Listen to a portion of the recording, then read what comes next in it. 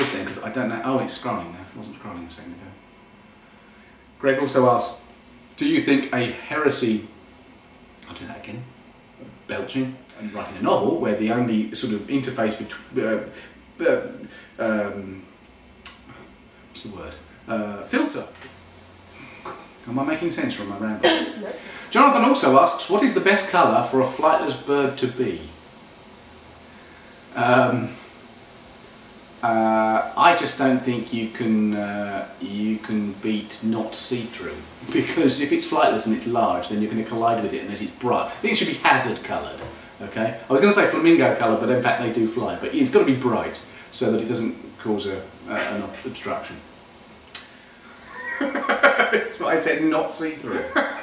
We'll cut that one completely. Aaron Probert, why does bread always land butter side down? There are two answers to that question. I think the properly sensible one is the one provided by Nick, which is because tables tend to be a standard height.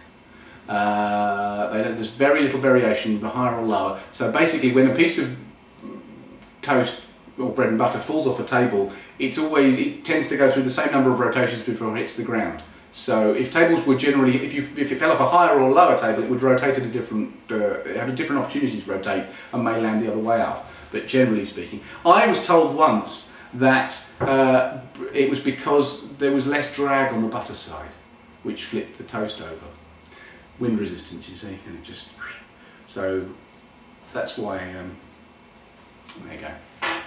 Aaron Dembski-Bowden. It's a very unusual name, I've never heard of him.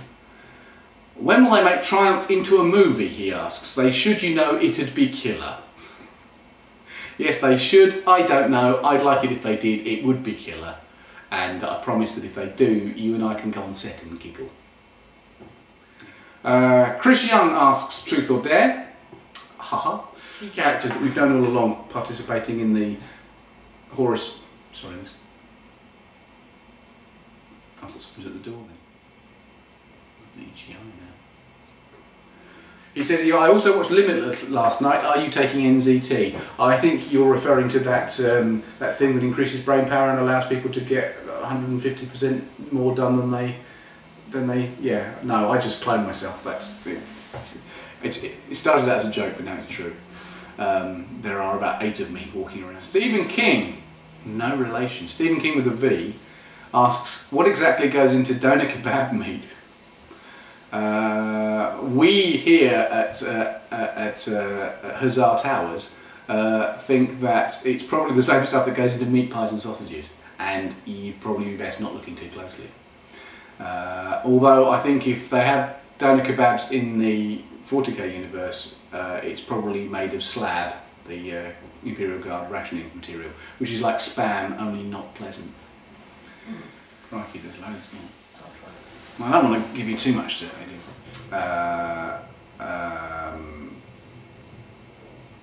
see blanked.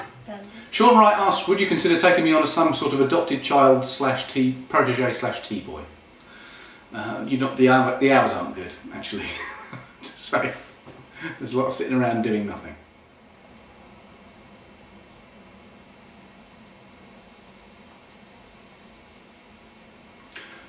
I was just looking. I've got to all the Sean Jackson questions. I'm just gonna. Yeah. He says, will you ever be interviewed again on Sean Hammer? Sean Hammer, is that Sean Jackson's podcast? I'm wondering. Sean also wants me to make him a character in a book. Feel free to kill me in the process. Well, the standard terms and conditions apply. You're shaking your head because you were agreeing, usually. And we're back. This just in. Land and Dark Sun, do you want to come over to play Space Hulk? Yeah, where are you? Like to do that.